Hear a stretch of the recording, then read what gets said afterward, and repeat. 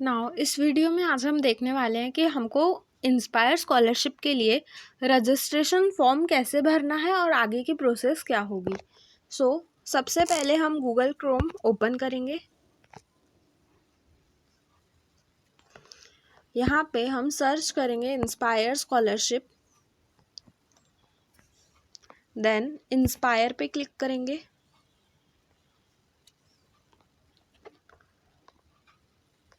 उसके बाद यहाँ पे आपको दिख रहा है न्यू यूज़र रजिस्टर हियर, यहाँ क्लिक करेंगे। देन ये इंस्पायर रजिस्ट्रेशन का फॉर्म है, ये कम्प्लीटली आपको फिल करना है। सैल्यूटेशन लिखना पड़ेगा, फिर first name, middle name, last name. ये आप आधार कार्ड के ऊपर से देख के लिखिए, या तो आपकी 12th की जो मार्कशीट है उसके बेसिस पे लिख सकते हो आप। देन जेंडर सेलेक्ट करना, मोबाइल नंबर डालना, डेट ऑफ बर्थ जो है वो मंथ पहले सिलेक्ट होगा, फिर डेट, फिर ईयर। पहले मंथ सिलेक्ट कर लेते हैं, जो भी मंथ होगा। ईयर आपका सिलेक्ट करेंगे जो होगा, एंड वहाँ पे डेट जो भी रहेगी वो यहाँ पे हम लिखेंगे। देन लॉगिन ईमेल आपको लिखनी है, एक कोई भी ईमेल आप लिख लीजिए। सपोज file@gmail.com, ये एक एग्जांपल दे रही हूँ मैं। @gmail.com के फॉर्म में हमारी ईमेल एड्रेस रहेगी। देन कंफर्म करेंगे, मतलब जो ऊपर लिखी वही यहाँ पे फिर से लिखनी है हमको। देन पासवर्ड आप कोई भी एक स्ट्रॉन्ग सिलेक्ट कर लेंगे। पासवर्ड कोई भी आपको ऐसा सिलेक्ट करना है जो 8 कैरेक्टर्स में रहे मिनिमम, और मैक्सिमम 20 कैरेक्टर्स में रहना चाहिए। उसमें एक कैपिटल लेटर, एक स्मॉल लेटर एटलीस्ट रहना चाहिए, एक डिजिट रहना चाहिए उसमें कोई भी, और एक स्पेशल कैरेक्टर रहना चाहिए। इतना मैंडेटरी है। तो सपोज़ अभी हम पासवर्ड डाल के देखते हैं कोई। देखो आप यहाँ पे कोई भी पासवर्ड डाल सकते हो। मैंने पासवर्ड डाला है अपना नेम, सपोज़ एग्जांपल पायल, फिर @123, ऐसा पासवर्ड आप डाल सकते हो। ये पासवर्ड यहाँ पे डालेंगे। उसके बाद कंफर्म पासवर्ड में भी आपको सेम पासवर्ड वहाँ पे टाइप करना है। देन एलिजिबिलिटी क्राइटेरिया हमारा 12th बेसिस पे हम ये फॉर्म भर रहे हैं, तो कंप्लीटेड 12th। आइडेंटिफिकेशन डिटेल्स आप आधार कार्ड भी दे सकते हो, आधार एनरोलमेंट आईडी भी दे सकते हो, और बैंक अकाउंट डिटेल्स भी दे सकते हो। It depends. देखो अगर आप बैंक अकाउंट डिटेल्स दोगे तो वो वहाँ पे कुछ रेस्ट्रिक्शंस आ जाती है, जैसे कि आपको बैंक अकाउंट आपका SBI बैंक में ही होना चाहिए। आपके पेरेंट्स के साथ जॉइंट अकाउंट नहीं रहना चाहिए, वो अकाउंट आपका अकेले का रहना चाहिए, नॉर्मल सेविंग अकाउंट रहना चाहिए। ये सब बातें वहाँ पे आपको देखनी पड़ती है, इसलिए आपको आधार कार्ड ही लेना पड़ेगा यहाँ पे। यहाँ पे हम आधार कार्ड की डिटेल्स डालेंगे। यहाँ पे जो आपका आधार कार्ड होगा वो नंबर यहाँ पे आप डाल दो। देन कैप्चा वेरिफिकेशन, मतलब ये जो आपको यहाँ पे कैप्चा दिख रहा है वो टाइप करोगे एज इट इज़। देन उसके बाद आपको सबमिट पर क्लिक, एक बार सारा चेक कर देना फॉर्म जो आपने भरा है, उसके बाद सबमिट पे क्लिक करना। यहाँ पे मेरा ऑलरेडी एक बार इंस्पायर स्कॉलरशिप का फॉर्म भर चुका हूँ, इसलिए मैं यहाँ पे कैंसिल पे क्लिक करूँगी, क्योंकि अगर मैं 2 बार सबमिट कर देती हूँ तो मेरी इंस्पायर स्कॉलरशिप कैंसिल हो जाती है। It is mandatory to register only 1 time, बार बार हम रजिस्ट्रेशन नहीं कर सकते। रजिस्ट्रेशन करने के बाद आपकी ईमेल एड्रेस पे जाना है आपको। वहाँ पे एक मैसेज आया होगा कि आपका इंस्पायर स्कॉलरशिप पे रजिस्ट्रेशन कंप्लीट हो चुका है, आपका ये ईमेल एड्रेस है, ये आपका लॉगिन आईडी और पासवर्ड रहेगा। तो आपने जो लॉगिन आईडी और पासवर्ड रखा है वही आपको वापस यहाँ पे पुट करना पड़ेगा। तो साइन इन करने के लिए वही लॉगिन आईडी और पासवर्ड आपको यहाँ डालना पड़ेगा। वहाँ पे आपकी ईमेल में ऐसा आएगा कि आपको ये ब्लू लाइन है, वहाँ पे क्लिक करके आप कंफर्म कर लो। दैट मीन्स कि आप एक्टिवेट कर लो अपना यूज़र आईडी और पासवर्ड। वहाँ पे आपको क्लिक करके यूज़र आईडी और पासवर्ड आपका एक्टिव करना है। वहाँ से आने के बाद यहाँ पे साइन इन करना है अपनी लॉगिन आईडी और पासवर्ड से, और यहाँ पे कैप्चा वेरिफिकेशन डालना है। देन साइन इन पे हम क्लिक करेंगे तो हमारा ओपन हो जाएगा। मैंने यहाँ पे ये साइन इन कर लिया है। ये नोटिफिकेशंस आते हैं, यहाँ पे क्वेरी पूछ सकते हो आप, और यहाँ अनाउंसमेंट। देन यहाँ पे ये स्कॉलरशिप जो आपको दिख रहा है, यहाँ पे हमको जाना है क्योंकि हमने स्कॉलरशिप का भरा है। उसके बाद यहाँ आपको रिलेटेड लिंक दिख रही है। यहाँ पे आप न्यू हो तो आपको सिर्फ 2 ही चीज़ें यहाँ पे दिखेगी कि एंडोर्समेंट फॉर्म रहता है, वो कॉलेज से आपको साइन करवा के लाना पड़ता है कि हाँ आप बीएससी ही आगे करने वाले हो, उसके बाद एमएससी करोगे। सो बीएससी करने वाले हो वो आपको प्रूफ चाहिए, तो वो प्रूफ कॉलेज वाले स्टैम्प के साथ प्रिंसिपल की साइन देते हैं कि yes you are doing BSc. तो वो फॉर्म आपको लेके आना पड़ता है और उसका पीडीएफ बना के यहाँ पे एक एप्लीकेशन फॉर्म फिलिंग करके एक ऑप्शन आएगा। मैंने वो फॉर्म भर लिया है तो वहाँ इसलिए मुझे प्रिंट एप्लीकेशन फॉर्म का ऑप्शन आ रहा है। सो वहाँ पे आप जब फॉर्म भरोगे, फर्स्ट टाइम ओपन करोगे, तो वहाँ पे आपको एप्लीकेशन फॉर्म फिलिंग का ऑप्शन आएगा। तो वहाँ पे आपको फॉर्म फिल करना है। वो फॉर्म बहुत बड़ा रहता है, उसमें एक ऐसा भी आएगा कि यहाँ पे आपको एंडोर्समेंट फॉर्म डालना है, तो वो पीडीएफ वहाँ पे आपको अपलोड करनी पड़ेगी।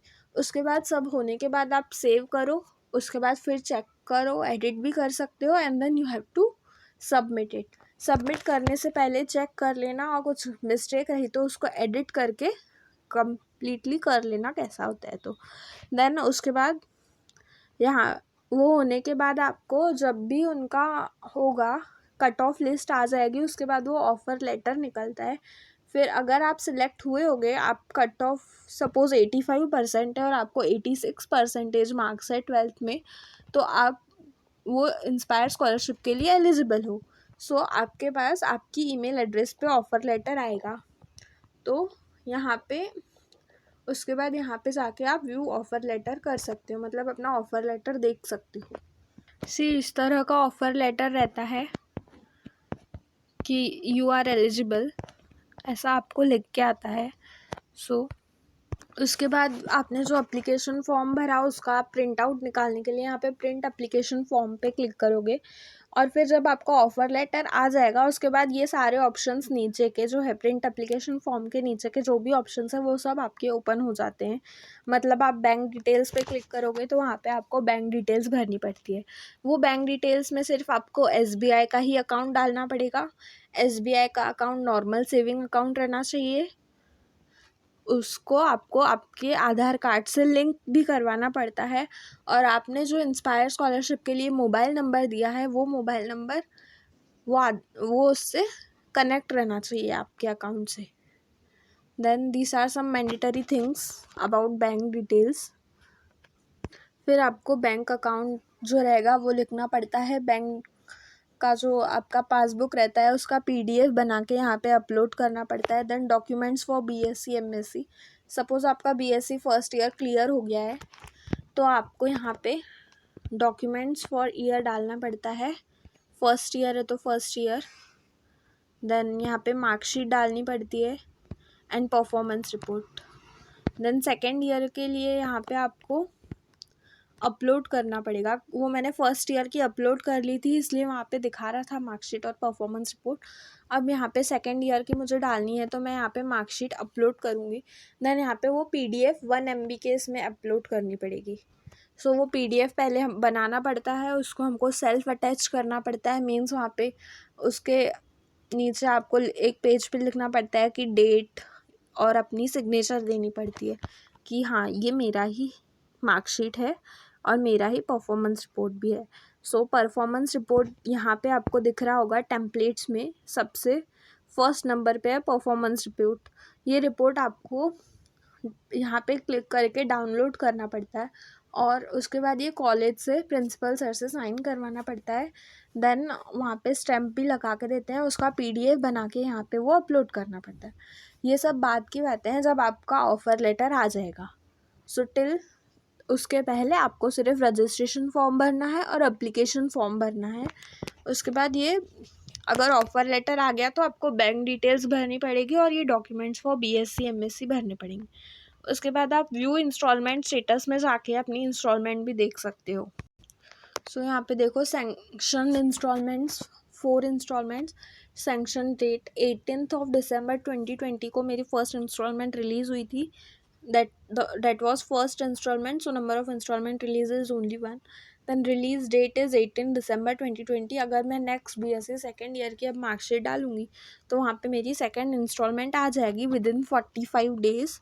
आफ्टर दैट ये सब देखने के बाद आप MSc के लिए आगे की डिटेल्स बाद में, पहले ये यहाँ तक आपको करना है। उसके बाद मतलब आपको टोटल BSc में 1,20,000 for first year, then second year BSc में आपको 60,000 आएगी, एंड देन फाइनल ईयर की आप जब मार्कशीट डालोगे और आप MSc एनरोलमेंट सर्टिफिकेट डाल रहता है वो अगर आप डालोगे तो आपकी नेक्स्ट 60,000 आएगी। एंड MSc फर्स्ट ईयर का जो कंप्लीशन रहता है मार्कशीट वो डालने पर आपको 60,000 इंस्टॉलमेंट आएंगी। तो ऐसे टोटल 3 lakhs आते हैं। देन रिमेनिंग 1 lakh आपको तभी आता है जब आप आगे उसमें समर प्रोजेक्ट करते हो, मतलब हर साल उसका समर प्रोजेक्ट रहता है, वो करना पड़ता है। वो समर प्रोजेक्ट आप अपने इंस्टीट्यूट से नहीं कर सकते, अपने कॉलेज से नहीं कर सकते, वो आपको किसी और कॉलेज में जाके करना पड़ता है, और उसके लिए आपको 20,000 तक का खर्चा लग सकता है।